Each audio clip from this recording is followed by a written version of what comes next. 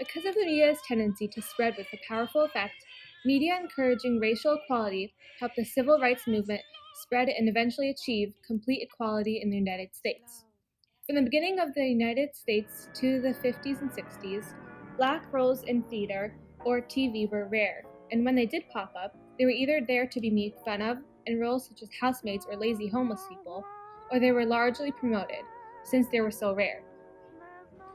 So living through that civil rights era definitely makes a change for how I think about performers when I see them in the year 2018, because I think about what they went through when they weren't as free to do and say what they wanted to do as much as they can now. They have much more freedom and, of course, more rights, which they should have.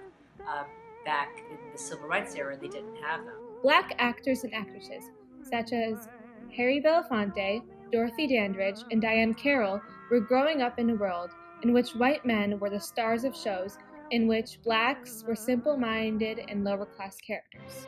In 1954, Dorothy Dandridge and Harry Belafonte starred in Carmen Jones, a musical about a flirty black woman named Carmen Jones who falls in love with a soldier named Joe, makes him leave his post in World War II, then falls in love with another man.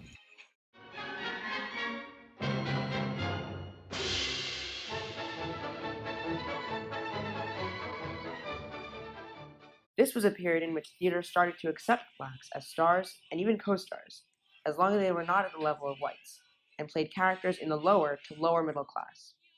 However, black singers and artists made their own songs and albums freely, and some are still around and popular today, such as Harry Belafonte's Banana Boat song. Work all night and a drink a rum. Daylight come and we want go home. Stack banana till the morning come. Daylight come and we want. 1968. Diane Carroll stars in the show Julia, about a middle-class black woman, a nurse, raising a child. And you'll keep out of mischief? I'll just watch the old TV. Good. Oh, I like you, mister. I like me too. That's very important. A man has got to like himself. You know why I like me? Why? 'Cause I like what you like and you like me. Oh, I sure do, Corey Baker. That experience for television, that was NBC. We shot at 20th Century Fox. And everyone was on the line, and everyone was scared because we were saying to the country, we're going to present a very upper middle class black woman raising her child, and her major concentration will not be about suffering in the ghetto. And we don't know if you're going to buy it, but this is what we're going to do. The show only lasted 2 seasons, but during that time, actress Diane Carroll received much criticism for the show. It was the first to portray a black woman in a non-stereotypical way. As a result, it was heavily criticized by white audiences. It was met with much criticism from even black audiences, claiming that it was not appropriate, that there was no father figure to look up to. By Ms. Carroll's request, the show lasted only 2 seasons. Regardless, this show had a great impact on the civil rights movement, especially in the theater. It opened up a door for black actors to branch out and share their talents with the world, to share in a way that was free from white supremacy and influence. One of the most popular black singers of all time, Harry Belafonte, starred in the musical Carmen Jones after enlisting in the Navy. He gradually rose through the ranks of popularity with his classic songs, Banana Boat Song and Jump in the Line. All the kind of music that has put a lot of performers in the forefront, and people are enjoying that. You know, we see what they can do, and I think so because of the talent that they've brought, there has been a shift overall in public thinking about the acceptance of African Americans because they're entertained by them and they enjoy that. Later, Belafonte met a South African artist named Miriam Makeba, and they created a Grammy-winning album called An Evening with Belafonte / Makeba. Belafonte had the idea to create a song with Michael Jackson, Lionel Richie, Ray Charles, Diana Ross, and Bruce Springsteen called We Are the World. We are the children. We are the ones who make a brighter day. So let's start giving. In the dark, we'll sing it out all night. We'll make a better day. Just you and me. The song was released in 1985, raising millions of dollars going to famine relief in Ethiopia. His fame made him a hero among the black community, and because his music and productions were so great, white people even began to listen to Harry Belafonte's Jamaican Farewell. I think just more exposure of these type of performers on screen or on television, like my mom and like probably many other people during that time, it changed their opinion because suddenly these people were not just, as I said before, just someone working in your kitchen or cleaning your house. They were someone who had talent and could perform, and you could enjoy.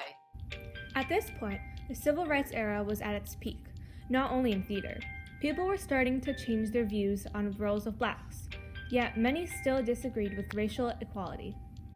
Harry Belafonte became good friends with Martin Luther King Jr., and he became a strong voice in the civil rights movement. Harry Belafonte participated in numerous rallies and protests. He helped organize the March on Washington, where MLK gave his famous "I Have a Dream" speech. I don't believe that because a man is black, he's right, or that he has any right to office or position based upon his color. But I do feel very strongly about the fact that great men have been disenfranchised for a long time and have not been able to sit in high places politically or on other levels because of color. But this has had great psychological ramifications, not only for the Negro community, who has had many reversals over the last couple of years, because the racism which permeates American life from top to bottom in very subtle ways and in very aggressive, obvious ways, the Negro has paid a terrible price for this. But somehow you'll find that racism in its subtlest and its most evil sense has worked its way deep into the fiber of the hearts and minds of many men and women. As the voice for racial equality grew stronger, the voice against it grew more violent and fiery as well. In the 1920s, the Ku Klux Klan, a racist and violent group of white supremacists, were particularly violent towards black people. In 1921, a black man was accused of raping a white girl. He was taken into custody, but the Ku Klux Klan members were determined to hang the man, though he was guarded fiercely by the sheriff and the black neighbors. The event quickly spiraled into a riot, which ended up in an incredible amount of both black and white deaths, including that of the accused, who did not really rape anyone at all. Hundreds of black lynchings occurred between 1920 and 1960, and often they were for no reason at all. Almost always, they were illegal, yet the perpetrators were not arrested. Harry Belafonte and the other actors and actresses spoke out against this, and because they were so popular, it had the powerful effect of strengthening the civil rights movement and turning more people against racially prejudiced violence. In general, the meme effect of media allowed shows, movies, and TV series with the ideas or hints of racial equality to spread through the U.S., aiding in the civil rights movement that ultimately led to true racial equality in the U.S. You don't look like them both. Oh, King, that ice cream. Here comes my walking rainbow. In the latest fashion, they like dirty guys.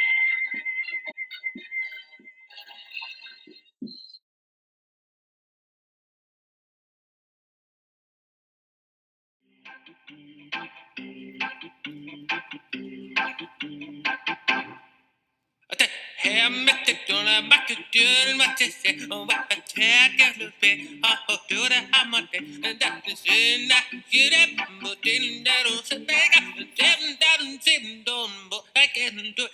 Hey, I met the girl, I met the girl, what they say, oh, what I tell you, little bit, oh, do the hammer, that is right off the stick, stuck like a deck, but hey, but you know what you got, put on the set, yeah. That's true. I say, I know. Hey,